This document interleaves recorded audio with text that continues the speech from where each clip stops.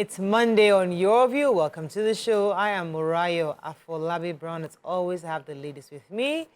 Alaja, Nima, Akashat, Zibiri. How are you today? I'm fine. I'm a bit tired. It was a working weekend, and yesterday was visiting day in our school. So Madam had already reeled out I should make the jollof rice that she likes. I should bring a list of... We bought provisions as if we were resuming afresh. Only to get there and check, and the provisions were still intact. So I took my bag back. It's okay. You don't know go front. She'll just declare a party. Yes, sir. And everything will finish. It's going to expire now. You bring it back the next... We'll soon go on midterm in 3 weeks. Okay. So she'll have a stash. Yeah. It's economy. Yes, sir. It's not smiling. It was not too. How are you doing, Tokwe? I'm doing very good. I had a very busy weekend, but I feel very well rested. I spent most of yesterday sleeping intentionally so that I start my week. On Saturday, for the past 4 to 5 years, I have volunteered for this Quiverful Ministries. So it's an NGO that supports people dealing with infertility, couples dealing with infertility. So they provide IVF funding for those that cannot afford it.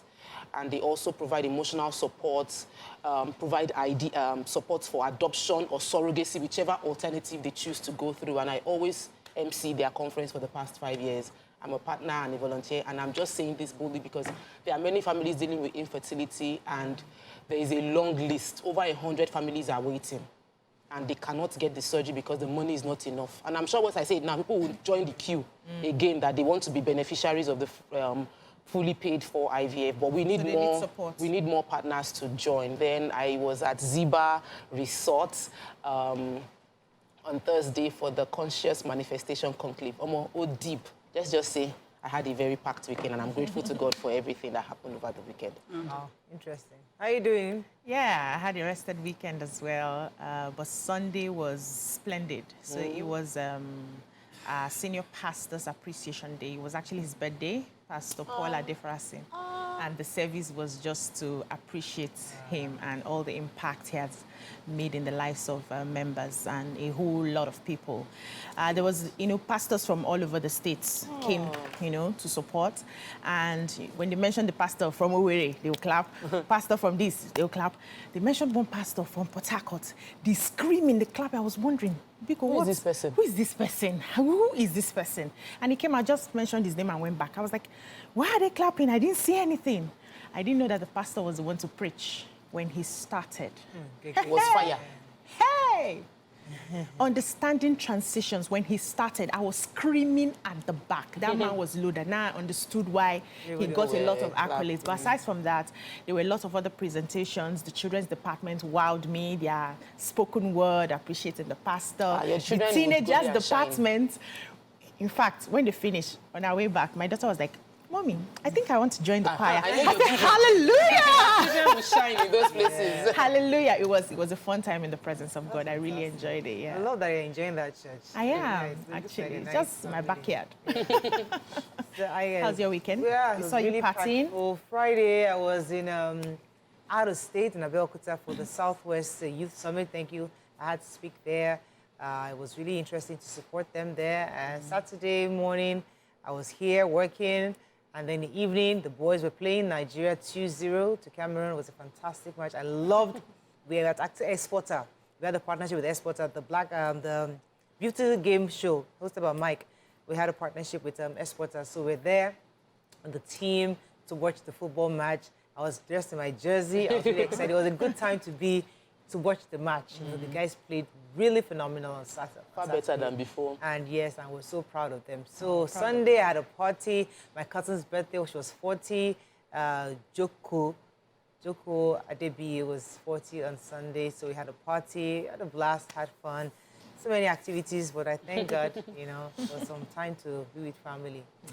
Let's go on a short break now. When we come back, we'll look at the front pages of the paper. Stay with us. We'll be right back.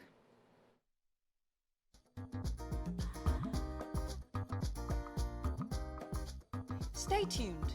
Your View will be right back. Okay, we're going to start with the nation, though there's no story here. New minimum wage hope rises for workers. Sanctioned Mali, Burkina Faso, Niger quit ECOWAS. Federal government's economic reforms yielding results, says minister. And federal government vows to recover unpaid royalties from miners. Okay, which story we're taking in the nation? Sanctioned Mali, Burkina Faso, and Niger quit ECOWAS. So these three countries have grouped themselves into what they call the Sahel nation. They've decided to bring a crisis to our almost 50-year-old economic community of West African states, which is ECOWAS. They are pulling out of it over what they call a disagreement over the rejection of military rule in West Africa by the ECOWAS. They insist that, the present ECOWAS is being influenced by Western states, and as such, the refusal to project Africa or West African interest clearly. They have decided that they said ECOWAS is under the influence of foreign powers, and they are betraying the founding principles and have become a threat to member states and the population whose happiness they were created to ensure. They said presently struggling with jihadist violence and poverty. The relations between the regimes and ECOWAS have been ruptured. And following their coup that happened for Niger, happened in July last year, Burkina Faso in 2022, and that of Mali in 2020, ECOWAS had to take a stand. But, it's affecting them. The three of them are they are along the Sahara Desert within Africa, and they're pulling out. I'm hoping that this does not completely destroy what we believe in. Yeah. Presently, recent years, I have not felt, the influence of ECOWAS as much as I felt it as a young child back in secondary school. But this is going to even be worse than expected. Okay, the find a way to Minister of Solid Minerals Development, Dele Alake, yesterday said that they will take measures to actualize to recover several trillions of naira unpaid royalties and taxes from licensed miners. According to him, he's going to do this in collaboration with consultants and RAMFAC, that's the Revenue Mobilization Allocation and Fiscal Commission. He revealed that the federal government has put in place measures like engaging consultants to block leakages and recover funds owed by licensed miners worth trillions of naira. From their efforts so far, they're going to be getting international auditors to look through the gamut of transactions and ensure that the money owed to them is paid back. That's a lot of money, trillions of naira that has been owed by these. They're licensed, not the illegal miners. The licensed ones are refusing to pay taxes and payments to government. All right, so the National Agency for Food and Drug Administration and Control, NAFDAC, has raised the alarm over low demand for locally produced medical syringes. The agency said that the nation's preference for importation was negatively impacting local manufacturing of the medical essentials. And it said they had gone to different factories and discovered over 1.5 billion unsold units of the product in one local factory. And according to the Director General, Professor Mojisola Adeyeye, he said that the situation was disappointing because the quality of the facilities in Nigeria's pharmaceutical companies was at par with those in the United States and European countries. So he is saying that, so they had a conversation, the Association of Nigerian Licensed Custom Agents, to put machinery in motion to curb importation of syringes, and also have conversations with them to see how they can, that's with the syringe manufacturers, to see how they can reduce the cost of production. So I think they should also ask why people are preferring the imported syringes. I've had this conversation in the hospital some time back where I insisted on having the very slim syringe because the ones they brought to give me the injection was so fat. And they said one was local and one was imported. So if we find out why people are going for that, we can modify our own local production so that it's more, and nobody wants to allow something very big to damage your skin in the name of injections. We've moved on from that, yeah. So there's new hope for minimum wage. They say hope is rising for workers who have been clamoring. They say there's a 37-man committee. It's a tripartite committee to negotiate and agree on the new wage. This committee would be inaugurated tomorrow. However, it's detailed. A lot of people are already, the list of people that will be in the this 37-man committee were listed. I'm not going to read through 37 names right now. But what people are saying is there are many states that are struggling to pay 18,000. They didn't even pay the 30,000. 30,000 has been the minimum wage for the past 5 years, and some states are still unable to pay it. That how will those states be able to now make whatever new wage is agreed upon? And the Labour replied to those people saying that they were now sharing 1 trillion naira. So obviously, many states are now getting more from federal allocation, and many states should wear their thinking. The state governors should wear their thinking cap and be able to ensure they pull it through and pay the minimum wage, whatever is agreed upon after this 37-man committee meets.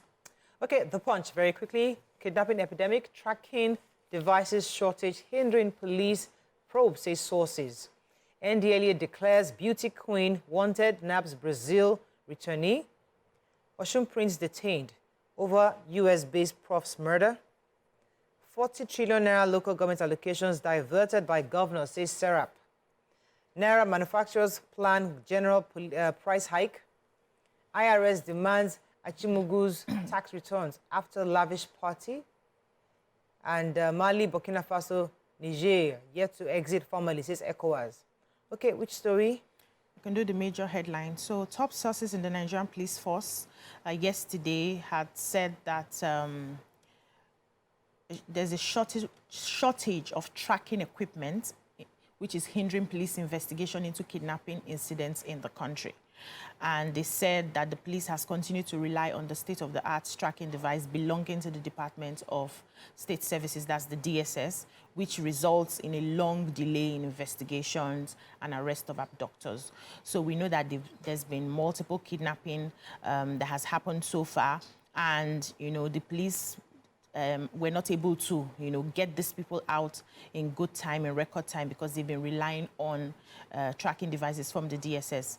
And they are also advising, said, if you need, as an individual, a citizen, if you need to get your people out immediately, you can also contact private investigators to help track.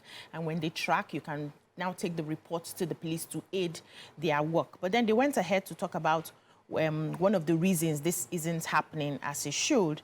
And they said that there was a superintendent of police who confided in the correspondent, saying that the key sophisticated tracking equipment actually stopped working in 2021 due to the failure of authorities to pay for subscription.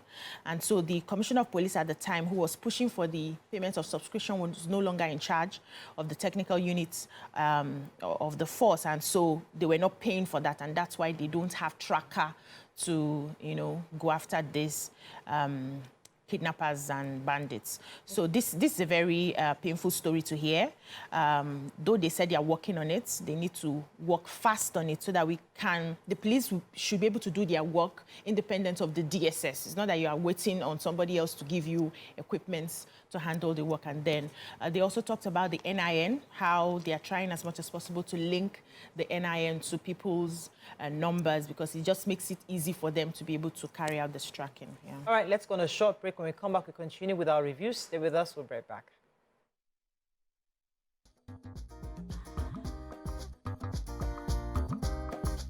Stay tuned.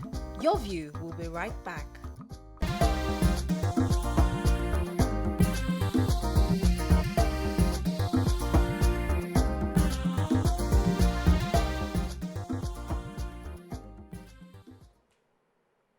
Thanks for staying with us. We're still reviewing Punch. Another story? So, yes, I have this story. We're talking about the NDLEA and how they've declared a beauty queen wanted. They also nabbed someone coming in from Brazil. This particular beauty queen won the title of Miss Commonwealth in Nigeria in 2015 to 2016. Her name is Oluwale. So they got information that she was selling a synthetic strain of cannabis, and they went to her house, but before they got to her house, she escaped. They found 606 grams of cannabis loud, and they found an electric weighing scale and a large quantity of drug packaging plastics. They also found her car and picture frames, among others, and they said that they've now declared her wanted. They also, in a separate operation, they found out a man He was coming in from Sao Paulo through Ethiopian Airlines, and he had ingested 1,200 kilogram pellets of drugs. They said that when they found him, they wanted him to go through body scan, and he did not want it. But they, however, took him to a corner and waited for him to excrete, and they observed. Then they found 60 wraps of Class A drug weighing 1.2 kilogram. 1.2 kilogram is heavy inside one person's body. And I'm really happy that NDLA keeps declaring we keep seeing the result of their good works, and we're hoping that this will serve as a deterrent for others. We're also expected to see some kingpins being caught this year. That's all. Okay, So let me take this. Go ahead. Have the human interest, the Oshun, Very sad story. US-based professor who was murdered allegedly on the instructions of an Oshun priest. So according to his personal assistant, Afiz Lawa, who claimed everything happened in his presence, said that they had returned from Ogun State from the chieftaincy title bestowed on the governor, and then they came to attend the 50th coronation of the Ogiyan of Ejigbo, Oba Ayo Oyeyode Oyesosin, and after that, they were about to leave when the son of the Ogiyan asked them to go to his house along the road in Ejigbo for a brief meeting. 3 people went for that meeting, and when they finished, they all dispersed, and they were entering into their cars when they heard the prince that invited them shout, "Release." Apparently, he was addressing a local hunter on the premises, and that one supposedly was supposed to shoot in the air, but shot at Downwards. the prof's leg. He was rushed to the hospital while he was bleeding. They kept going from hospital, but he couldn't get proper medical care, and he died from the bleeding of the gunshot. Now, the police spokesperson in Osun State is speaking, saying that she confirmed an update on it. She said the incident occurred yesterday. She gave time and everything, and said the prince has been arrested because he was his instruction to one of his civilian guards, one Ahmed Abdul-Jalili, that he should fire the double-barrel gun into the air to confirm if the gun was in good condition or not. But, he then shot at the prof's leg. Really sad story indeed. Yes, sad one. But sadly in the story, they said as the guy who shot the prof was trying to leave, the aides held him down and shot him. Hey! That one I didn't experience, because now we don't even have proper accounts. But I know the prince is most likely will be on trial for manslaughter. What's even worse is that they couldn't get a dog at the hospital. Yes. They said there's no proper hospital in Ejigbo, and it's inside the story. In the Osun, that Osun is not such a village. It's not a village now. Exactly. So that in itself is an indictment on the government itself. Let me take this story. FCT, that's sorry, the FCT IRS, that's the Internal Revenue Service, put on their X concerning the birthday party of Aisha Achimogu to provide details of her annual tax returns after her lavish party. So I saw the videos and where she was spraying hundreds and thousands of dollars, right? I thought what's the big deal? When I now read the story, Give us the detail. auntie. She said you pack hands. I pack hand for You head. pack hand down. Said that her guests were reported to have stayed in this place called the Calivigny Island, an 80-acre private and exquisite location that cost $132,000 per day. They spent $926,000 for the week, 7 days in total. They rented that 80-acre private exquisite location for the party. It started from the 16th and ended on the 23rd of February. There was a themed, luxurious glitz and glam, and the guests had a fantastic time. And they said, okay, nice that you did the videos, but please show that you actually pay your taxes and you filed your returns. Yes, now, the proper thing, that's the right thing. It's not only IRS that should be on the matter. FIRS. No, it's not. It's not the tax people. FIRS is It's not only them.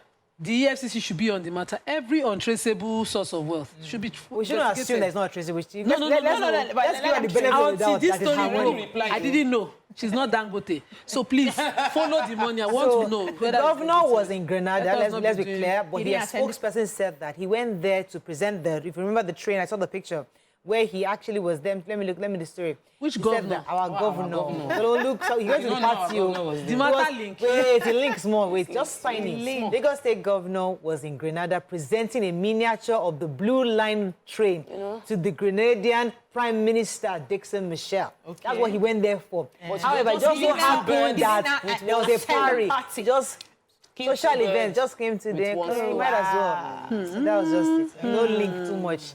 Just there for. Let's continue. Off mic. So the Daily Sun. Let's find a story of not taking. Tinubu playing politics, not governance, says SDP presidential candidate Adebayo. NDLA declares ex-beauty queen wanted over illicit drugs.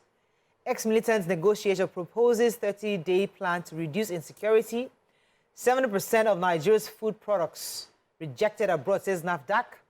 Vehicle dealers cry out over inflation. Mango killings, what we want Speaker Abbas to discuss with Tinubu, says Rep. And call on NNPC leaders to join APC. Ganduje determined to end politics of bitterness, says Aid. Okay, which story in turn? Still on NAFDAC, so the National Agency for Food and Drug Administration and Control are lamenting the negative response, which is often accompanying Nigeria's food and agricultural products exported to the European Union and other countries of the world. And they said that Nigeria loses billions of naira annually in foreign trade that could have benefited its people in terms of financial power and logistics empowerment. And about 70% of the food products exports are rejected because they do not go through NAFDAC regulatory assessment. So in a statement yesterday, the Director General, Mojisola Adeyeye, was the one who talked about this, and he was at the meeting with members of the Association of Nigerian Licensed Custom Agents, ANLCK, in Lagos. And they said that they had analyzed what has been going on, and they found that EU observed that most rejected products by the EU failed relevant tests, and they were not having the right documentations and certifications. And so she went ahead to explain that the international market is competitive in nature and only welcomes products of high quality with relevant certifications and, quality packaging that is also environmental friendly. And so these manufacturers need to collaborate with bodies that would help them, have proper packaging and also help them get proper results and certifications before they, export their product outside, so that we can make money as a nation and also represent ourselves better. Right. Also add, because we are also in this NAFDAC business now these days because of some of the products that I have, that they make it seamless enough for manufacturers to be able to get get the desired attention. Sometimes you make a file for your product to be, examined and then come for this. They take a long time to respond. Your products are just there waiting, right. And some of these products expire while they are waiting for, documentation and all of that. So just make it seamless for the businesses, and I think we'll be good. We can wrap up. I don't have more time, which is one story quickly. No, it's okay. We'll move on to Vanguard. Let's just corrupt governance responsible for insecurity, banditry in North, says VP. Excuse me. Insecurity, we're taking flight to criminals then, says FG. If Tinubu misses this opportunity, Nigeria is gone, says Pa Adebanjo. And Forex crisis, high import duty, depressed vehicle, and other imports. Please, so the Vice President was speaking at the 10th annual Sir Hamadu Bello Foundation lecture, which is hosted by the Borno State Governor, Professor Babagana Zulum in Maiduguri, and he was represented, but he spoke about the fact that corruption is part of the corruption and poor governance is the reason for kidnapping and the banditry we're seeing in the north. While he was speaking, another group of people, the Southern Kaduna Christian Leaders Association, representing them, raised the plea to the military that they should please secure the lives of the Christian community living in Southern Kaduna, that there's a lot of attack going on and their lives are at risk. But the conversation all through was that if our leaders are selfless, if people receive good governance, there will be less reasons for people to commit crime, such as kidnapping and banditry. That's all we can take a front page review. When we come back, move on to our hot topic of today. Stay with us. We'll be right back.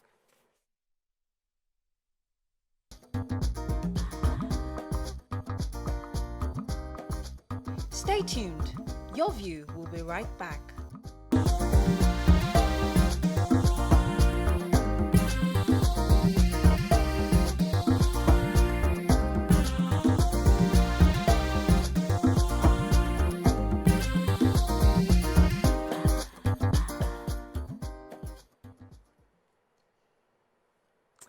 Thanks for staying with us. So there's a trending video on social media where the new Kogi deputy governor prostrated. Now that's not the story we're taking. We're taking another story concerning the fact that, let me take that story here. The Bayelsa state government has said it's going to be working on plans to make the teaching and learning of Ijaw, French, and Chinese languages, as well as science and mathematics, a priority in public schools in the state. It stated that the essence of emphasizing the teaching of the three languages was the core science subjects, including mathematics, was to prepare and equip children to take full advantage of career opportunities in those subjects. The deputy governor disclosed this during a courtesy visit by the state chapter of the Association of Professional Women Engineers of Nigeria in Government House in Yenagoa. He explained that China in global affairs is a major state actor on world commerce, justified, and the inclusion of the Chinese as a subject in the school is something that is important for the curriculum. What are your thoughts on this? Do you agree with him? Because many years ago, when French was initially introduced into our curriculum, then this same conversation was had. Like, why would you want to bring French? You know, it was more important for parents at the time thought that English was more important than French. What are your thoughts on this? What do you make of this positioning of Bayelsa State in this kind of situation? Please call us on the numbers on your screen: 081-0764-1679, 090-24-163-440. You can also tweet to us at TVC Connect. Please hashtag YourViewTVC so we can read your tweet. So, Mandarin is something that many schools have been teaching as an elective or something you just choose. But this is a state saying that, listen, it's going to become mandatory because they feel that China in itself is a major player in the world economy, and there'll be lots of economic interactions between them and us. And it's time for us to position our children to be able to communicate in that language. What are your thoughts? Let me start with the Tokwe. I was just like, Inside all of the problems worrying the children of Bayelsa State, Mandarin is the least, scale of preference. And French. We need to think about what is most important, where are we putting our money, and what is the return on the investment we are making. Every money the government spends is an investment. Every school fees, every salary is an investment. What is the return on that investment? Bayelsa is an oil-producing state. For me, priority should be placed on giving skills to people, not teaching them to speak Mandarin. AI and technology. I can speak English and you will hear Mandarin with technology just through my phone. So when we have technology that allows me to communicate with anybody, the Chinese person you are trying to understand his language does not even understand English, yet he's making money all around the world. Language is the least of our worries. Our worries should be on critical thinking, productivity, creativity, teaching children to solve local problems, not to teach them to understand another language. I think you finished this. Let's just go home. Okay, because that's really it. Well, she don't talk the tech, but it's so disappointing that you have somebody in key position who, I always say, it cannot reflect the history of their people proudly. It is not forward thinking. For you to extinguish your people through their language, let them guess their culture, second guess their culture, and doubt themselves as dignified humans. That's what language did to us. I remember being beaten blue-black for French. Till date, it's a language I just hear on the passing. I carry dictionary from just 1 to 3, compulsorily. I don't know what. And I did not know that I was just being punished unnecessarily. Even this English we are speaking is deliberately... I watered it down because I just don't feel the identity. For someone who was born outside place and had to learn the Esako language in Lagos, and to think that's where my root is. Imagine if I had lost that. Imagine that. And we're here now where Lagos is advancing and compulsorily teaching Yoruba language so their kids who are born do not doubt themselves as Yoruba people. You are introducing a foreign language, telling your people again the way English has done. that they're not enough. they are not enough. The children should now be taught in Ijaw language and, made to proudly own the Ijaw language, where you see children speaking pidgin of their language, broken phases of their language, incorrect structure of their own mother tongue, and he's not bothering the leadership of the state, where you say he's forward thinking. You are thinking for yourself. I think bother the parents. The parents have no choice. They are speaking it at home and thinking the child will just automatically pick it. Yeah. But the school, who should be teaching them all those things we call national values, self-goal, all of that, is now saying is Mandarin and French. French. Don't come by. If I can understand Mandarin. Plus English that we're struggling to even get. French, long. Let's look at the economic benefits that he's projecting. The fact that, listen, we're going to be engaging this country. Let me come to you, Beecee. Your thoughts. I just think that a leader must pay attention to the needs of the people per time. And in a bid to show that we are woke, we know what's happening in the world, sometimes we forget the needs of our people. We forget the succor we're supposed to give our people. We forget the integrity we are supposed to build in our people in finding some of those things. So personally, I do not have a problem with trying to teach Mandarin, right? But it should not be mandatory. It should be something that you could suggest and make it an elective so children will have an array of options. You say you want the local languages, you must have one local language in the school.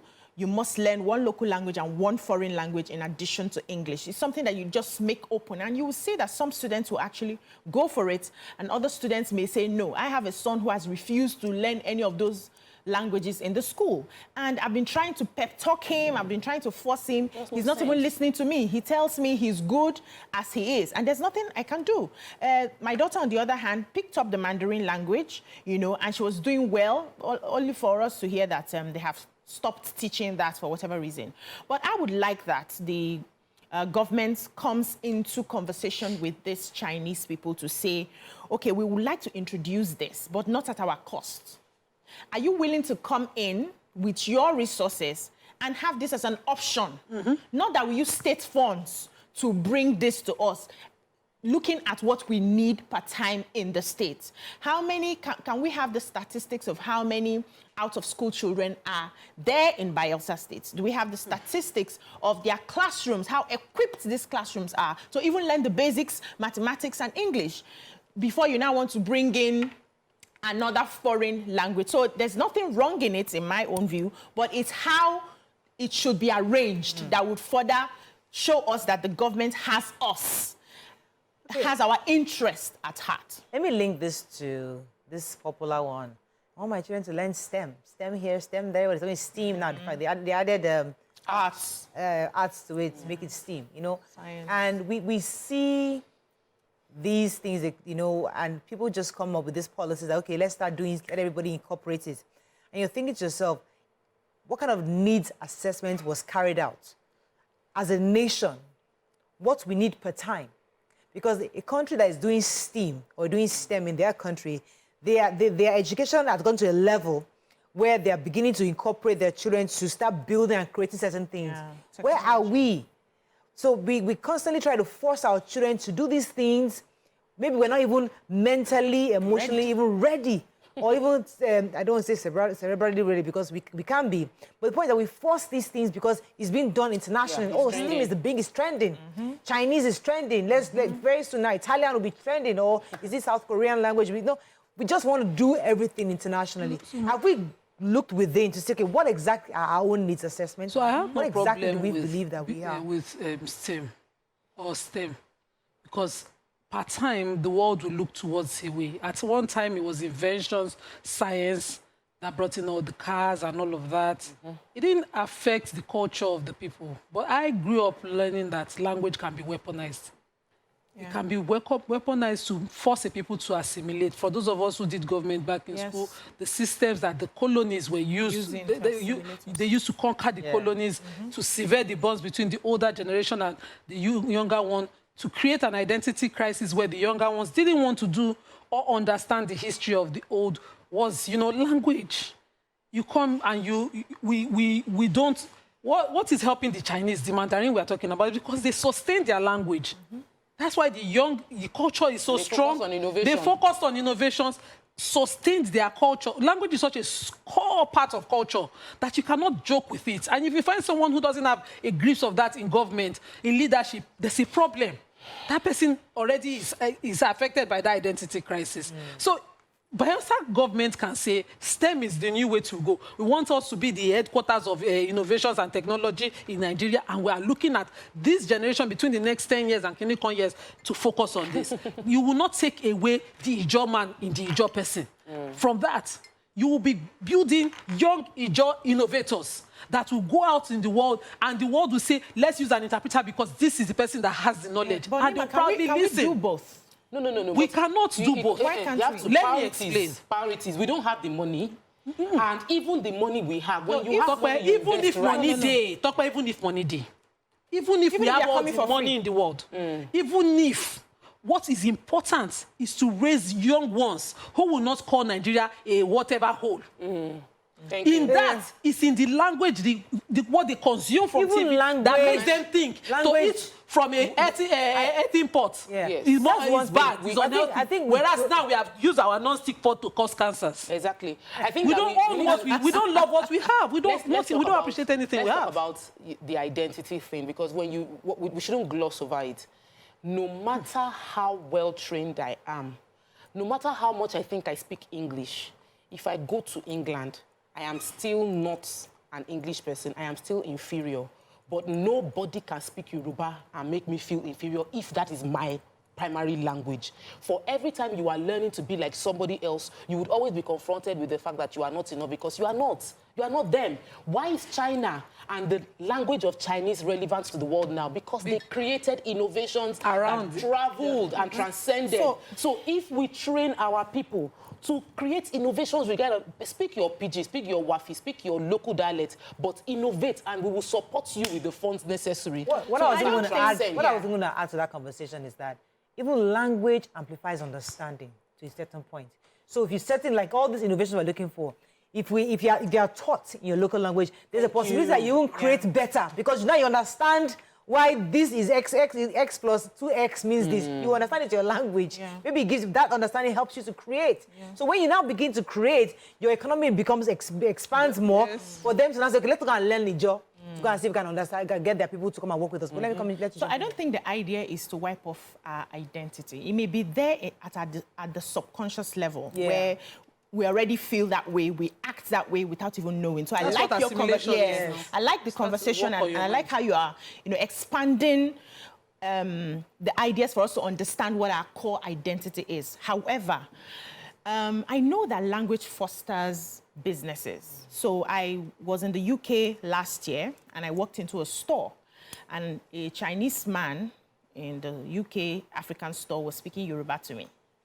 They learned, in fact, all of them, the one selling fish, the one selling meat, all of them, they were speaking Yoruba, greeting us and, having a ball, speaking the language. And Oga was responding because me and Yoruba, we are still learning, understanding one another. So they had to learn that language for trade. And it took me back to the time we were vast in trade, where our people were traveling, even those people selling mangala fish from tribe to tribe, and how they learned other people's languages to boost their business and their conversation. So let's look at it from that angle. To understand what the government is trying to do. However, the manner in which they are doing it, we can always readjust. I like which that. is, first of all, to ensure that we are grounded in our own identity. But children have the capacity to learn up to 6 languages. They're still, at the same time, their brain can take it. Right? So we can expand it. You have your identity as an Ijaw person, but you can also, if you're interested, you can learn more languages. Let me take this call. It will boost you. Let me take this call from James. James, thanks for calling. You're live. Hello, James? Yes. Go ahead, please. You're live. Morning, friends. Morning. Good morning. How are you all? Very well. You're doing amazing. All right. This topic is a very interesting one. It is.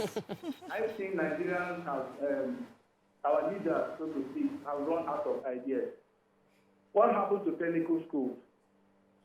I believe that technical schools could have been better. You understand? Now, Nigerians have pidgin language. Pidgin language. Can't we promote our own pidgin language? Must we promote Chinese? I have a friend that works in Chinese company that has been in Chinese for many years. You understand? And this friend, most times, you speak Chinese in the same company we're working, most times they have issues. We ask them, he said, these people are very tribalistic. They only feel with their people. They only treat their people well. But when it comes to other colors, other nations, they don't treat us well. So what happens to technical school? How can I speak Chinese? The Cameroonians that speak French, are they better than us? Exactly. Go to another market that people don't even know how to write your name. They will give you a receipt to write your name. They are making money. You speak English and they are making money. So it's not about language. It should have been something that they should reintroduce technical schools. Train us in a technical way. Let us use our language too. Thank you very much, James. But you see, you can't give what you don't have. I wanted to say to what Beecee said that, learning the language through trade is something you do from a place of core a well-concrete identity. My grandfather, I still say it, traded far into the southeast, down into the north. And at his burial, we had different people coming. What language did they speak? You see people who, if you go on the Hajj, my mom, when she went on the Hajj, says somebody from India was selling jollof rice and they were laughing and they would speak passable Yoruba to them because they know they are Nigerian, they have the Nigerian corner. They were cooking Nigerian foods. Now we will come here and think that it is okay to start from basic. For a child, the danger is in the classes that they're choosing. If the children grow up into an age where, if you go to any foreign country, the Dutch countries and all this, the first thing you learn is their language. If you go to Russia, the first thing you finish from is language before you can get a degree in their state. It's good because you are an adult. Wole Soyinka did not become a Nobel laureate from 18 Yoruba or speaking it passively. He speaks good Yoruba. He speaks good English. He understood his mother tongue first before he picked up the next language, and he makes it better. Moreau talks about how Mr. Brown speaks good English, yet his first language was Yoruba. That's the point itself. He was a very full-formed adult, grounded, convinced in his person and identity before he chose, let me, whether I can, the way we now form is those ones that are picking, English is my first language. They will speak something to you, will look lost. Language takes a while. I was over 13 before I could say proper good morning and a response in my language. Let me take this call from Rotimi. Thanks for calling. You're live. Good morning. Good morning. This is very interesting topic. Yeah, I think in Nigeria today, the majority of our political space, they lack idea of what the people actually need. They don't actually have hearing or connection with the people's desire. Over the years, we have been crying that Nigerian government has expunged history from our educational curriculum. I have my primary school in Cameroon. I did history in primary school. I did geography in primary school. This gives me broad knowledge about the entire continent called Africa and those colonial institutions that came into Africa to exploit Africa. Now, in the 21st century, we abandon our own language. Instead of us to instill our language in our own curriculum, some of our people in Lagos, they don't do Yoruba. Some of them do Igbo. They don't do Hausa in their secondary school. But they are now working to do Chinese language. How many Chinese do we have in Nigeria? How many of our people can work this level? Thank you very much, Rotimi. See, but the truth is that let me be. That governor also added that Ijaw language should be taught compulsorily. Now we counted the three: Ijaw, French, and Mandarin. Yes, so there are people called this balance from basic 1 to 6. Can you teach only Ijaw? Along with the already existing English that's already a problem. That's the methods that we can now advise on. Not and to we say are cancel this that you are even thinking to increase the identity. burden. At this stage, with 2 other foreign languages, is that you're not seeing the problem. It's not increasing the burden, Nima. Now increasing the burden. So there's also the part about skilled hands. Currently, if you talk to teachers in school, we don't have enough language teachers. We don't have enough Igbo teachers, we don't have enough Yoruba teachers that understand the language thoroughly, that can teach it. we don't have enough history teachers. We don't have enough, even when it comes to geography. I love geography so much. I did it in SS1 and SS2. By SS3, the 2 geography teachers in my secondary school, they had left. So we didn't do geography in SS3 because we didn't have geography teachers. Till date, we still don't have. There are subjects, I know the person that did my hair when I was traveling, she's studying chemistry, education chemistry, and she wasn't planning to use it. She said everybody in their department they are just studying the chemistry education just because they need to finish school. They don't plan to use it. So we already have existing problems. We shouldn't create extra problem by looking for teacher that now understands how to speak Mandarin to teach Mandarin. Let us solve the problem that we have. Order of priority. Okay? Face the problems you have. If you ask the students in your state, all the students to tell you what they need most, I'm sure the list will be how to speak Mandarin. I have to go on a break, but I think we're done with this conversation. And the thing is that, you see, I was saying earlier that you can't give what you don't have. People know, they learn in parts, and this deputy governor is proposing this. This is based on his own knowledge. Remember, we're Nigerians. We're all the same people. So it's not like he brought one special brain to become deputy governor. This is their own proposition, and now, hopefully, with these conversations that we're having, let them do rethink and reweigh the options. The truth is that there's more to do, and it's more important for us to learn our identity and be grounded in it before you can learn additional languages. Let's go on a short break. When we come back, we'll try to get in one more topic before we go to bring our guests. Stay with us. We'll be right back.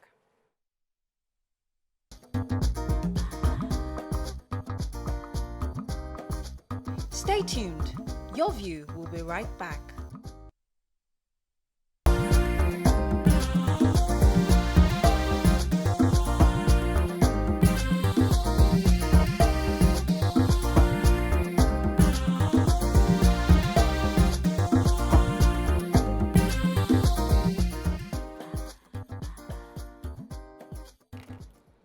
Thanks for staying with us. So, Pandemonium erupted at Araromi Ilogbo Secondary School in Oko Afo, Lagos, as pupils of the school protested the demise of one of their colleagues who was allegedly flogged to death by a teacher. The incident was said to have occurred on Thursday when the deceased, identified as David Babadipo, was allegedly flogged by the teacher, whose name was given as Oluwale.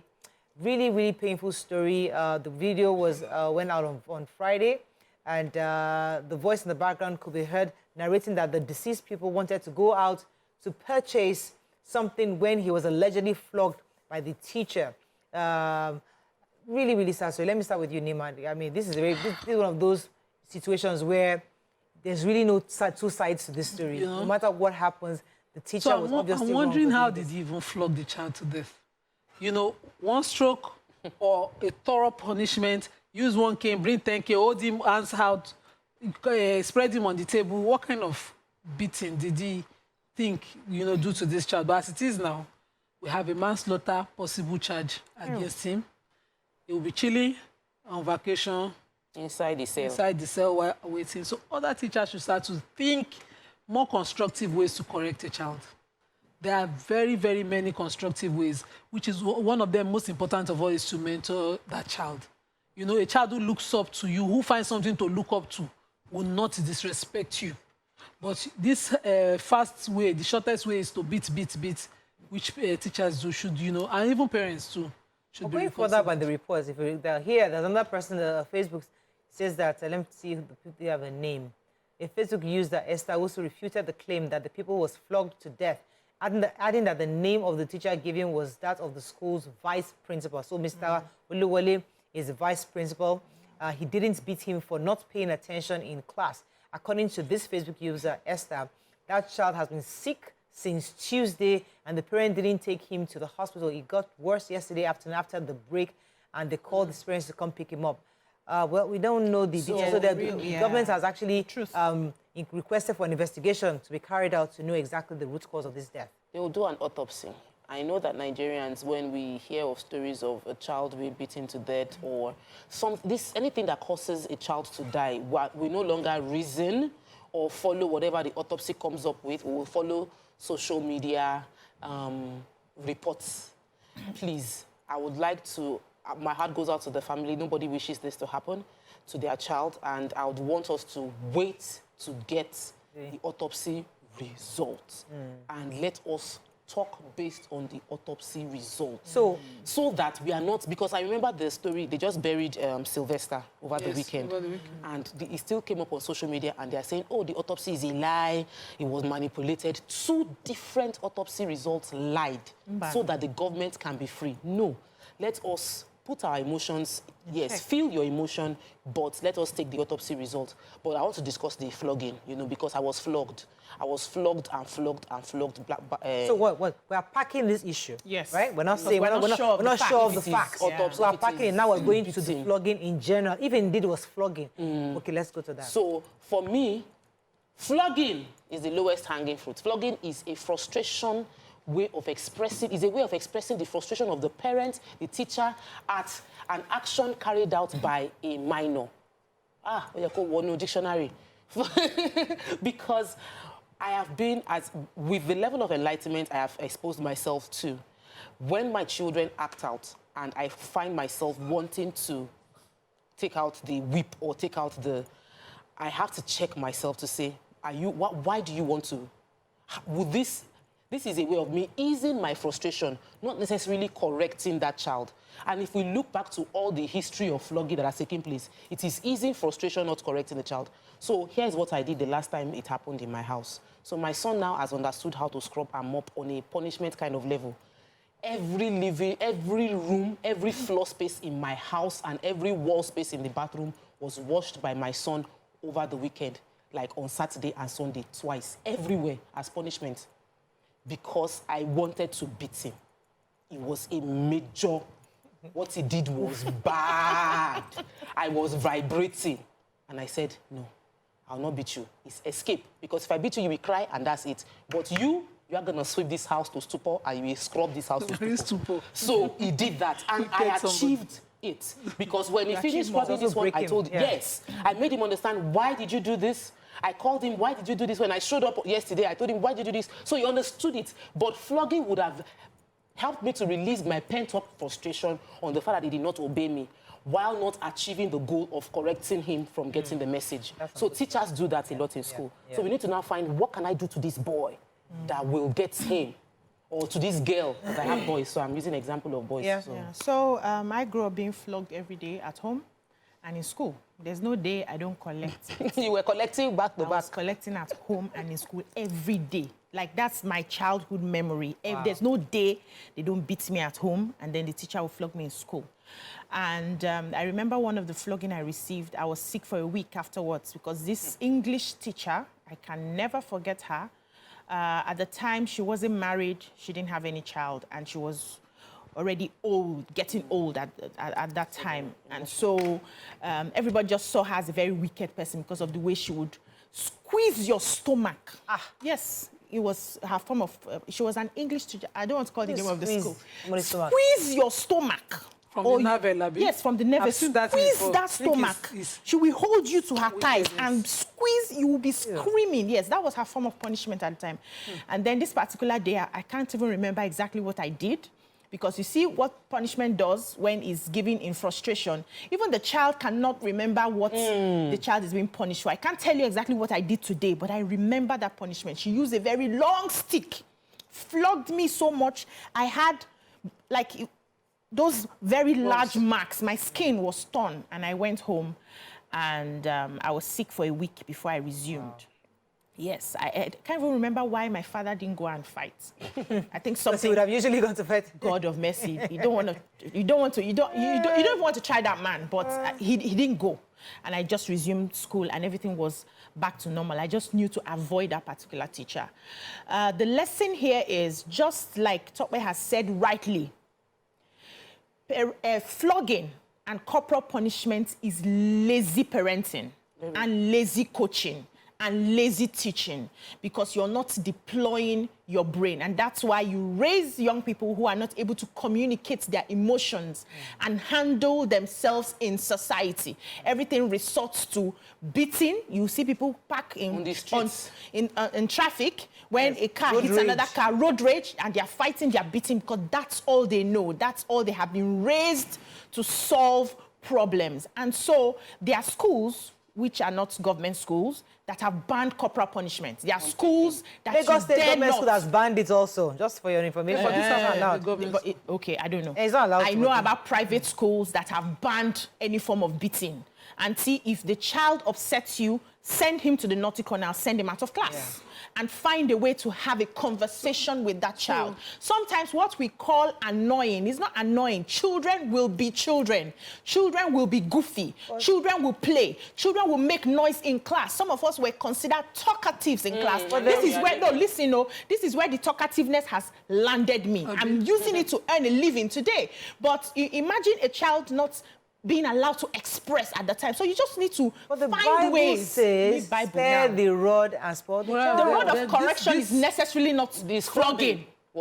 Even if correction was flogging, how do you flog? This child is 16, so let's assume he's dealing with teenagers, and we know how they can be. Yeah. But they said he was sick. Even that excuse shouldn't have discouraged the teacher from continuing. Or I don't want us to go back to that because we don't have the facts yet. This one, the fact that we have is that we don't have the fact whether while he was being beaten, he died. Yes, we don't know that. He was sick, that his friend said. He was beaten, that is a fact. He died, another fact. Whether they all happened together to lead to what, it's not a fact. Okay. So we cannot say that. But we know a child who was sick, should he have been beaten? No, he shouldn't have. And there are several other ways. We know young people lie, young teenagers can say, okay, I'm not feeling fine as an excuse to escape their duties. But what do you do as a parent? On Friday, I was just gisting Beecee and the ladies here on my son that one that cannot be beaten, on how we solved issues. So, and such a person, when you speak to them, this morning, JJ just carried this bag. I said, please don't delay me. I'm sorry, mommy, but I'm not comfortable in my shoes. I said, okay, you can just manage it. You get to your mama's house, go and pull your shoe and sort it out. But instead of delaying, we've gotten somewhere, usually before beating. But we're not achieving anything. So teachers, how do you spend time knowing? I always say to schools, let me know if you are trying to correct my child and it is a problem. Don't beat my child. But don't beat my child, kill for me. Thank God, beg you. We have to go on a break. I think we're going to wrap up on this issue and the reason why we're wrapping up is because we're waiting for the investigation to come with the death of this young boy, and then we'll bring up the issue of beating because it's a continuous conversation. Parental and even school, the guardians in school. Some parents think it's okay to beat. I know somebody who is very confident in having his children being beaten. By other people. By other people. Yeah. The others are saying that they don't like it. So we'll have that conversation another. But let's go on a break. When we come back, we have to bring in our guest for this morning. Stay with us. We'll be right back.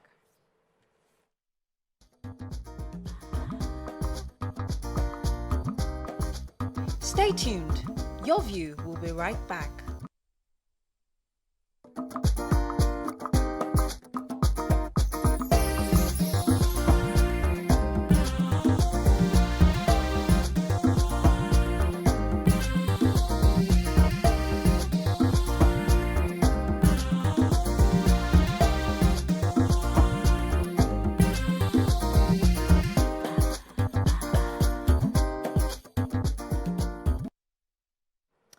Thanks for staying with us. So, our guest is here. Last week, we discussed the ban on the usage and distribution of styrofoam and other single-use plastics by Lagos State government. The Lagos State governor has announced since then that he's extended to 3 weeks for the enforcement of the ban. Joining us on the show is the Commissioner for Environment and Water Resources in Lagos, Honorable Tokunbo Wahab, to shed more light on this. Welcome to the show, sir. Thank you for having me. Good to have you. So we see you've been very hardworking, up and down. We're seeing you. Very proud of saying styrofoam is gone now. Just like President said, subsidy is gone now. So, and the governor went back to say, look, let's give it a 3-week extension. But let's start from the beginning. Styrofoam. We all know all the issues surrounding its usage and the harm it has on society. But what happened with the sudden pronouncements? What exactly did you see that caused you to say it's banned almost immediately? Okay, thank you. Morayo, this conversation has been on since 2021. Mm-hmm. It was approved by the National Environmental Council. And we said, let us give a window to engage, like a moratorium. Okay. So this conversation on the ban had been on since 2021 October. And it was agreed that by 2024, we must take the bold step. And Lagos took the memo to the National Environmental Council. It was our memo, and we justified it, and it was approved in Abuja. So if we had done that since 2021, why are we going to be pussyfooting on the enforcement? And with each passing day, the destruction of the ecosystem is beyond imagination. The destruction of the aquatic life, the health implication. So it's as though we are pushing the doomsday and we are kicking the can down. So for those that are saying, why it's not sudden, it's been on.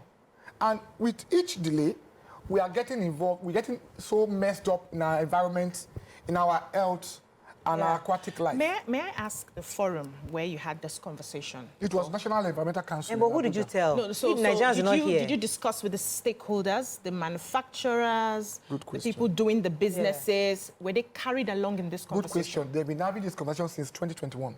With who? With the manufacturers, with the users, with the distributors across the states. Now, let me also break it down. You see, we need to make a choice between the interest of 22 million population of Lagos, coastal states, aquatic states, and then the interest of very few business people that want to make profit. How about the health implication? There's styrene in styrofoam. It's a major causal effect for cancer. Now, this is on the health ground. I'm not even talking about the environmental degradation, because styrofoam are non-elements. And the question again is, why are we saying it's a sudden enforcement when since 2021 it's been banned? Are you aware Abia State had banned it 2 days ago, following Lagos? Yes. So Abia banned it because the implications are the same. Yeah. But for us, it's even much more because, okay, I'll give you a practical example. New Delhi is the food capital, street food capital of the world. 33 million people, they're always sitting on the streets. They banned it. And why did they ban it? The same reason we are saying here. And I thank the governor. I thank the deputy governor. I thank the 40 members of the House of Assembly led by the speaker. Leadership is not a tea party. Very tough decisions must be taken. very cerebral decisions also. And look at Lagos. Are you proud of what you're saying? Mbaso. For 500 years, this thing will be in the system. 500 years. Let me let Nima jump in. Yes, so I'm surprised that you said since 2021. And October. Because the major objectors of this are the people who have invested money in importing it or producing it. They are the ones saying, so what do you want us to do with our money? So what measures have you can you say are being implemented to ensure a smooth transition to move away from this styrofoam and single-use plastics? Very good. In the immediate, styrofoam is our major target. The other single-use plastics like cutleries, cups are going to come in within the moratorium period of maybe 6 months. But for styrofoam, we are going immediate because we've done the study. We've seen that we can't even delay or pussyfoot on the enforcement beyond 3 weeks. And the 3 weeks is to mop up those that are in the system. Already. Now, for those that are saying, what are we going to do with the product? There was an agreement. There's what they call the EPR, Extended Producer Responsibility. How many of them had taken steps to implement it? And by that EPR, you meant to mop up this from the system. That was part of the moratorium agreement. But none of them. So how would the mopping up be? Now, once you sell, you know where you sell to. And you go back and cut them away. And then you also invest in the environment. By our records, about 12 or 13 producers in Lagos. Most of them are outside the state's production. In Delta, Asaba, we've done our study. And they bring them to Lagos to sell. And we've said to ourselves, should we allow this to continue? You have a right to say you want to eat with styrofoam. You have the right to say you want to make profit as a manufacturer. But you can't use that to override the interest of 22 million Lagosians. The greater good. It's for the greater good. And that is the choice we have to make. That's a choice about public good. And let me also break this down. Countries where they have banned them, like in Germany, in Belgium, in France, those countries have better technologies. In the US, where like 11 states have banned them, they have greater technology. If these products are recyclable, they won't have banned them. But they know the implication. We just came back from 28 with a huge delegation from Nigeria, and we made commitments. This is the first thing we have to do to our environment to save it. Doesn't look good at all. It's not even about the optics. It's about the bigger implication. And we are still saying to the manufacturers, we've given you the window of 3 weeks. We've been on this convention for about 2 years plus, and we can't continue to pussyfoot. The longer it takes us, the worse we become. Look at the amount of taxpayers' fund that goes into fixing the drainages. So, like, I hear you, and I'm saying, I'll take the financial question. So, one, last time we discussed it, when we discussed it last week when the news broke, my comment was to break down to people how not using styrofoam, for those that are feeling like, what we used to eat, how it is saving them money and how they can start patronizing alternatives. But you just mentioned another economic impact, which is that the government is saving money that would cost us to be clearing villages and emptying out styrofoam. And fixing our health. And fixing our health. We are saving that money. Have you thought about the economic, are you thinking about how this would affect the taxpayers? These are people that are in Lagos State, whose business evolves around the Lagos Island woman that collects from the manufacturers and resells. Is this 3 weeks enough? Have we done enough sensitization through the Iyalojas to get them to understand that, okay, well, you stop selling this styrofoam or start selling plastic or start selling coolers? Was there that level of engagement with the middlemen that are trading and making money from this? Who's going to refund those women who have paid? They've already stocked up on those. Good question. That's why we gave the window of 3 weeks. And we also said to man, when they came for the meeting, that let us even know what you have stocked up. The value. And the value of what you have stocked up. Whatever is not measured doesn't get done. So we said to them, let us know what you have in stock, objectively. Then we can assess. That's why we gave the 3 weeks window. We are not enforcing. Okay. We're just doing strong advocacy. And the advocacy we are doing involves those distributors, involves the retailers, and those that are using them to hawk food. And they are seeing the reasons. It's a bigger picture. Is this the economy of a man that wants to do his business and make money? But how about the bigger picture for the states? The states, the 22 million citizens, trumps that minor commercial interest. It's a tough one, but we have to do it. If for 2 years plus we'll be pussyfooting, and with each passing day, it's getting worse. Let me come in for a question, because I worry if government is saying I've been engaging you since October 2021. Between that time and this time, you're saying you've spoken with the manufacturers, then who is monitoring to ensure they didn't bring these things into Lagos? They're like, what? Because there are other products you're going to ban in the coming months, from what you're saying. So what kind of system is put in place to ensure that we're not having this sudden shock that we get, that the system experiences? Well, it's done in phases where people know that, okay, well, I have to stop this thing, I can't produce it, I can't sell it to Lagos, I can't do this. How is it done? What system is in place? Mariah, the truth about our people is, if you like, give them 10 years moratorium. We are who we are. The average Nigerian believes government cannot do it. We are not disciplined. We believe we can do some things and get away with them. And you can't do the same thing, same way, and expect a different result. That's, pardon my language, madness. But you know there's a way you can catch us, since we're peculiar. Yes. Because now, with this conversation you say you've been having, we can't hold it. It's not tangible because we did not see it. It was not in our faces. But the ban was not covered. The ban would be in our faces because then it affects everybody. So going forward, yes, a lot of people do parties now. They carry these things home. We know this.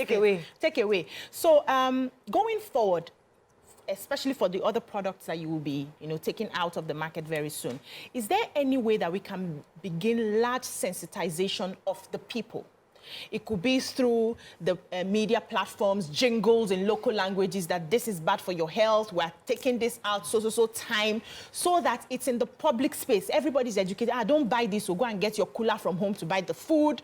It becomes something that we are used to before the ban now comes. It's also a way to hold Nigerians to say, but we started this now. You have been watching, you've been hearing on the radio. We know that a day was coming like this. Is it possible? That has been ongoing, and that will not stop. You. That has been ongoing. I can assure you it's been ongoing on radio stations, and it will not stop. Okay. We are ready to do it for the next 2-3 years, if need be. But the truth is, if we don't take this step, we'll still have to take it someday. Yeah, true. But it's like you have, pardon my language, you have cancer. The earlier you diagnose and you start the treatment, the better. That's the situation we find ourselves. I remember as a 17-year-old on the Lagos Island at night buying foods in nylon bags. And so I saw the story break that alternative to styrofoam, now marketers, food sellers have moved to using nylon bags. So we'll buy pap during our way in nylon bags and break our fast by the Moshalashi Jimo and move on to buy my market before I go back to last today. So what are you doing? Is nylon bag a safe alternative? No, not at all. Recyclable ones. Not all of them. They are recyclable, biodegradable nylons. We are going to. They are alternatives. Oh. And they know. So what we're saying is we'll give you the window to transit. Okay. We'll give you technical assistance to help you. Loma will be fully involved in that engagement. And then if the market women? Yes, food sellers. Fully. Loma, as I speak, is in the market. We've told them no enforcement, just keep enlightening them, start telling them why they have to transit to this. And that's what you just heard, that they are transiting. Now, are we saying, as a state, we can't take our decisions? No. Yes, we can. We can. I have been in the environment for about 4 months plus. When I look at the budget and the amount we use to evacuate, it breaks my heart. And half of those things are these products. Man-made. Man-made. Look, waste management itself is a form of habit. We are going to build up that habit to let people see why they have to manage their waste properly. But what we have to do as a government, the policies we have to implement, let us also implement them. Let us be seen to be serious as a mega city that we are. Let me go on a very short break. When we come back, we continue this conversation. Stay with us. We'll be right back.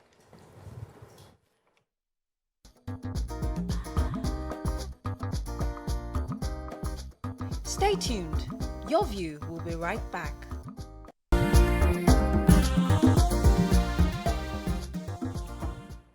Thanks for staying with us. We still have the Honorable Commissioner here with us. I have 2 questions for you from Mr. Taiwo Adewale.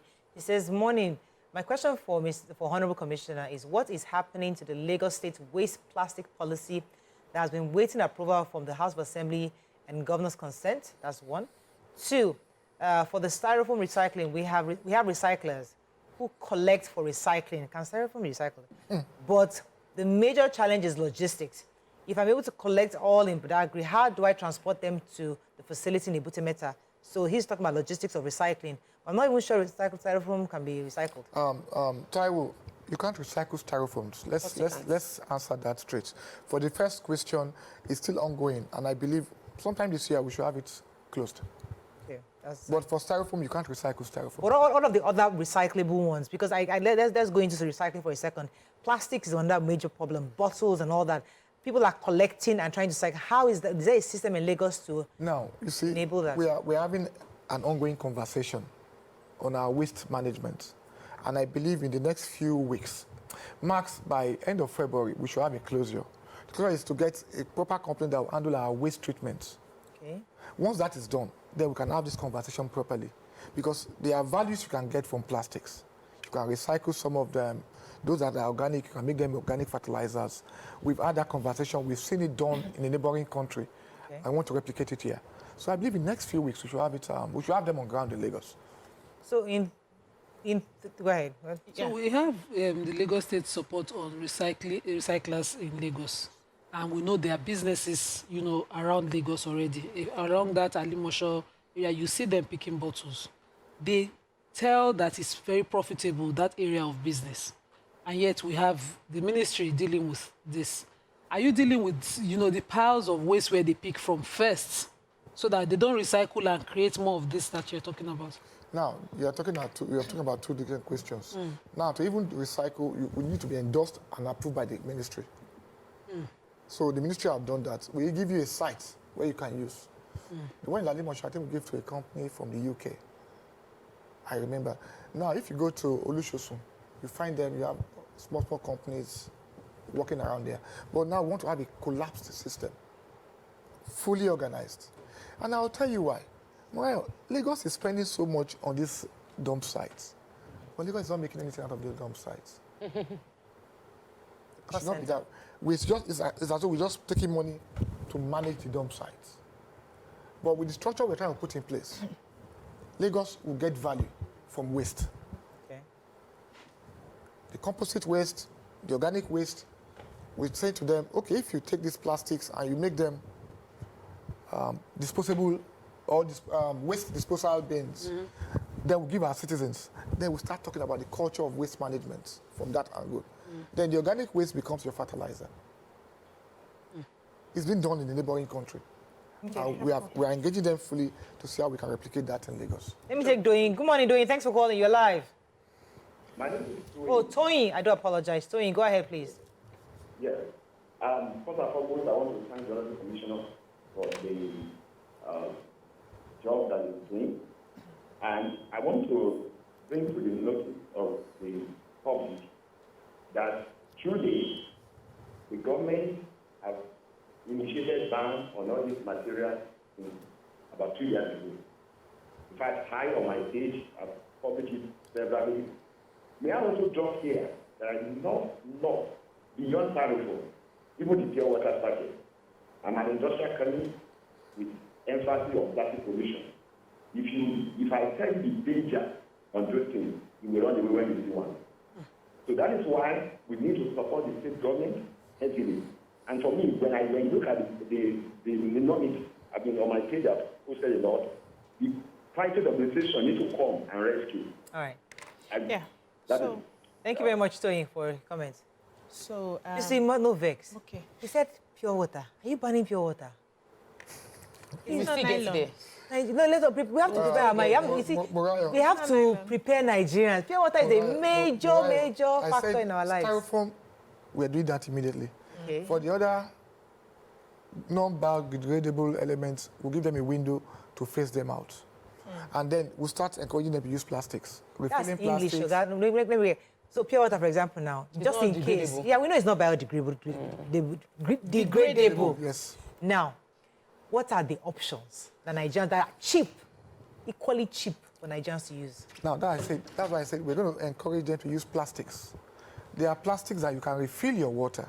Exactly. Carry your water. Mariah, growing up, Dispensers. we go around with these things. You mean dispensers? Water dispensers too. We go around with these things growing up. We need to make a choice between our environment, our health, and And then what is convenient what for is us? convenient for some of What us. is the purchasing power of our larger population? Because this pure It's water not dispenser thing you're talking about with the machine. No. The dispenser without the machine. You can have the bottle itself. Carry it without a dispenser machine. I'm coming. I hear all of that.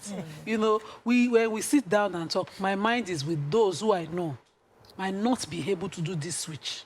But they switched Everybody to pure can. water. Pure water is already expensive as it is. There was a time They it did not don't exist. have an alternative. Thank you, It's why they buy it.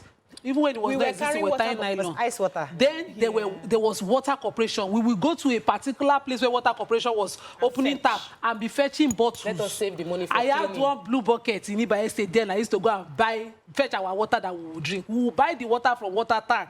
So are those the options that you will leave Nigerians with? Now, if water you take out corporation- pure water. I can say to you, is coming back fully. Nice. The chassis water.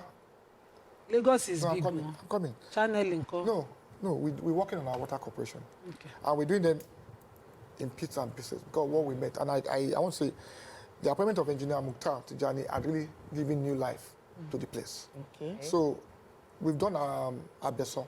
The chassis is coming up this month or next month.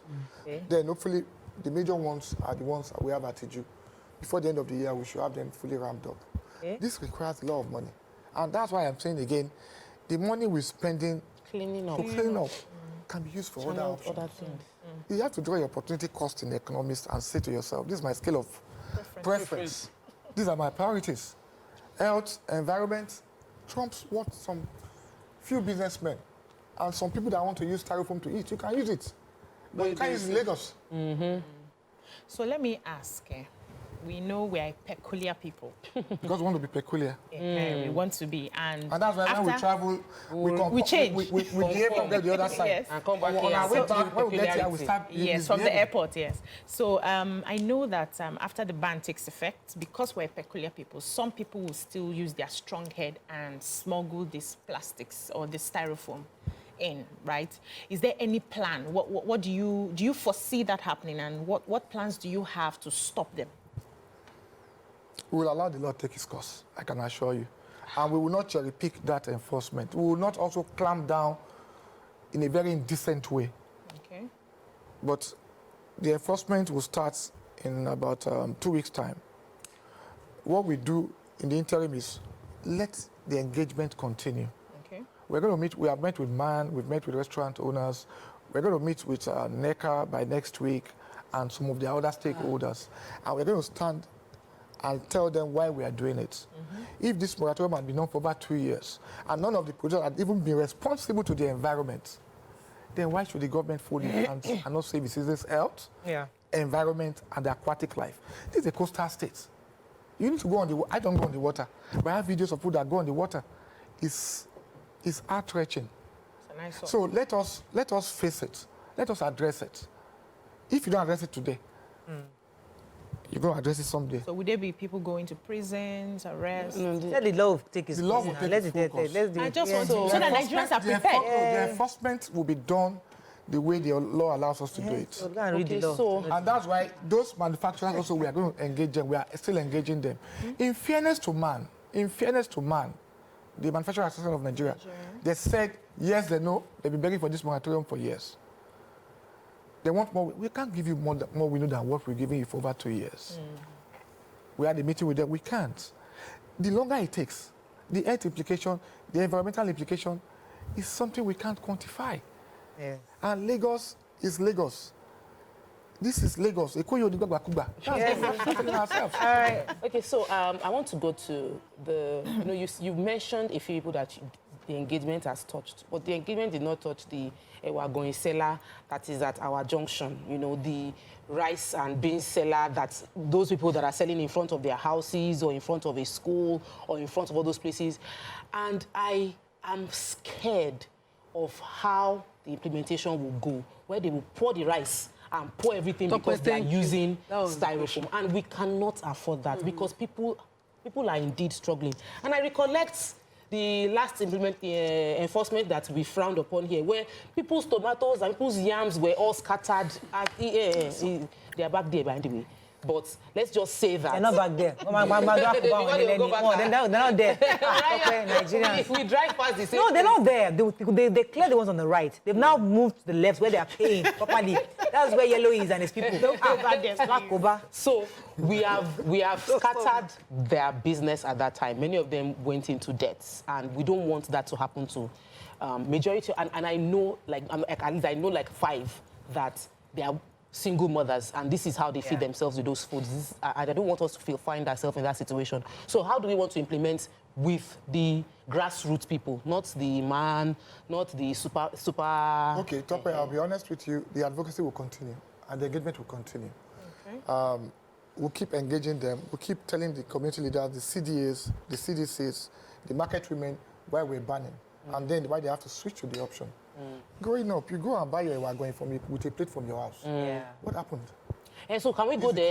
I want you to commit that they will not scatter their food. They'll just collect the styrofoam from them. Rest assured. No, be rest. That's why I said the engagement will continue.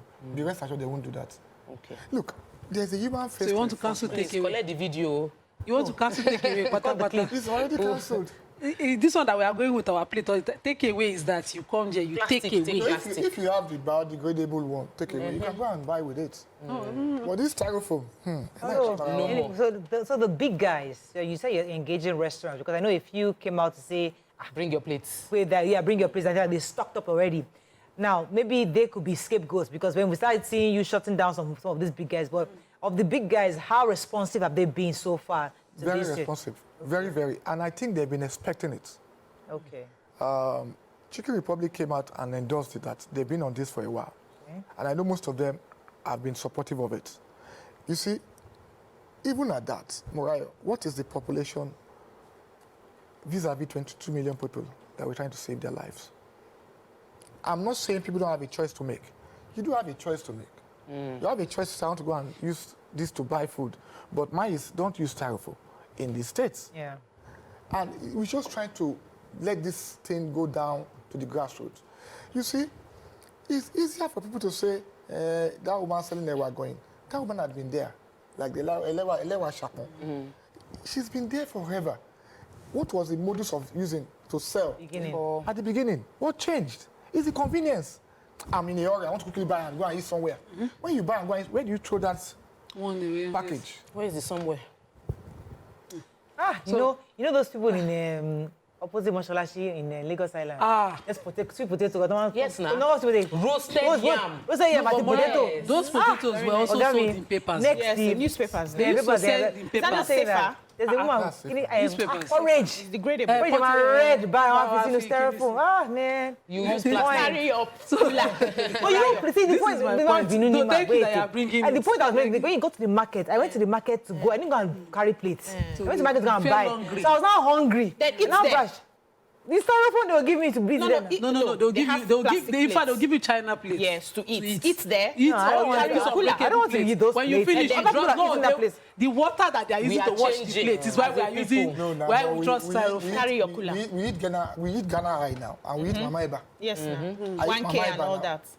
The there. water, And I eat Mama Eba. coffee, I will go and see, eat The Mama water Eba. they used to cookers cook it in cup. is the water, when you pass where they are washing plates, you will choose takeaway. That's the Exactly. point. But the water So they the used to enforcement cook is it will like, change as my the point people. is that I'm trying to ask the Sorry, question, Jainima, so go that ahead. it doesn't turn out to be like the Okada ban. What are you going to do? How are you going to encourage Nigerians to, on their own, reject this?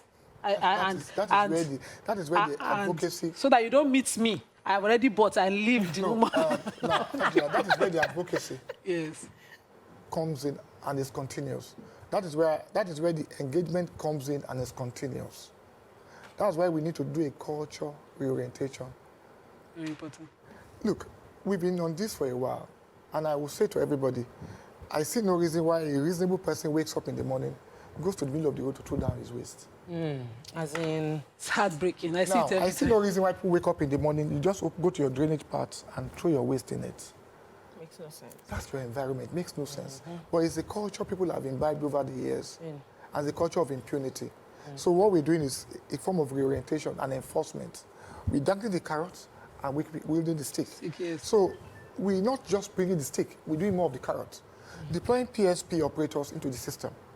Where we know there are issues, we tell them, Loma, you are a regulator, but you have trucks, go intervene, mop up.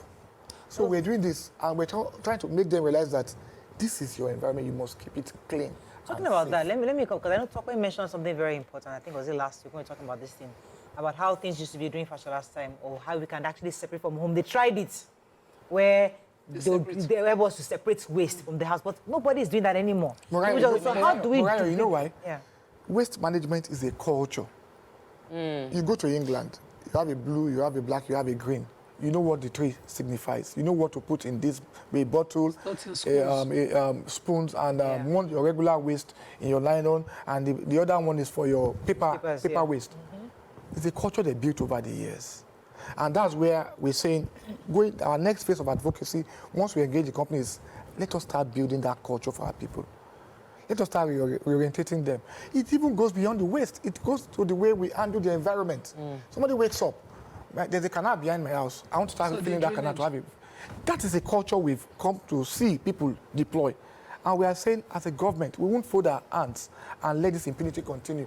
So it's something we have to build on, and that advocacy will not stop. That's why I'm saying styrofoam enforcement will not start immediately, but it will start next month. But whilst we're doing that, the engagement for the market women, associations, CDA, CDCs, so we don't hurt them too badly. While we were laughing just now, I remembered I've always come here to call out the people on the Oshodi Expressway and the Badagry Expressway, because when I drive in the morning, you will see somebody in Jalabia meaning that I'm just assuming by default that you just finished praying. Carry a bag and stand on the road and be pouring it. And then one night, my rice truck came late. And I went out at 12 midnight. I saw Loma, 12 a.m. Packing. So once they finish cleaning up, you go in the morning again, you pour.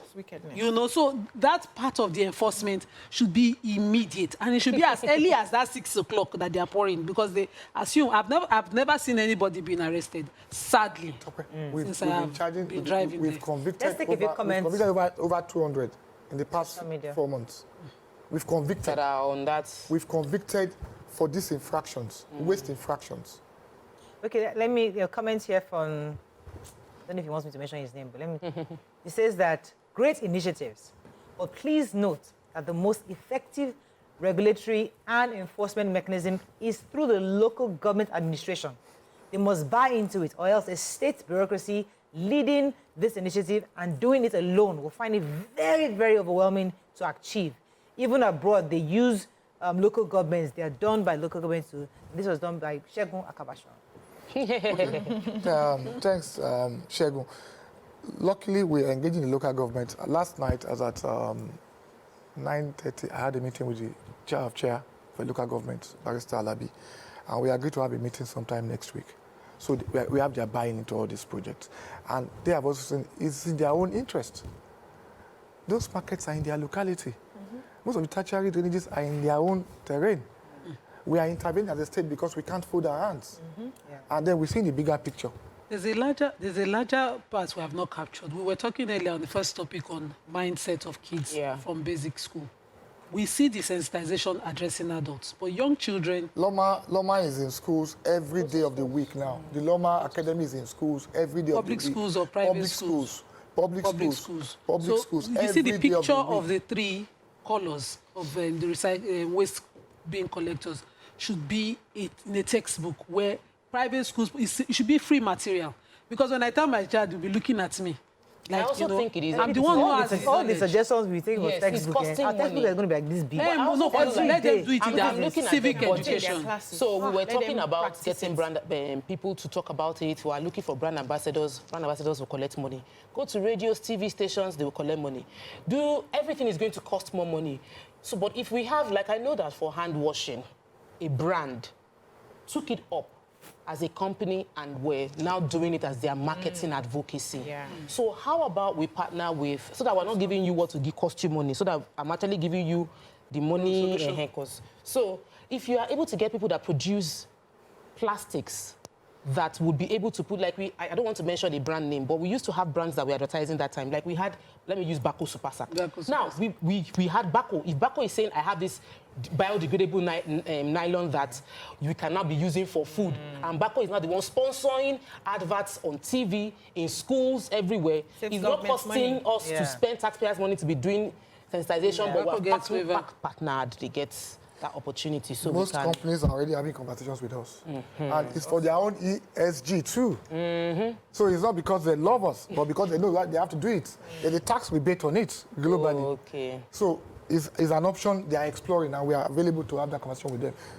Okay, we have to wrap up now. So what should we be looking at? Since you told us that this thing will happen in the next 6 months, give us an idea so we can prepare our minds. Now we come on tomorrow morning. So we even stop buying them now before that time. Let us start giving us an idea what the future is, so that we can start preparing our mind. Thanks, Morayo.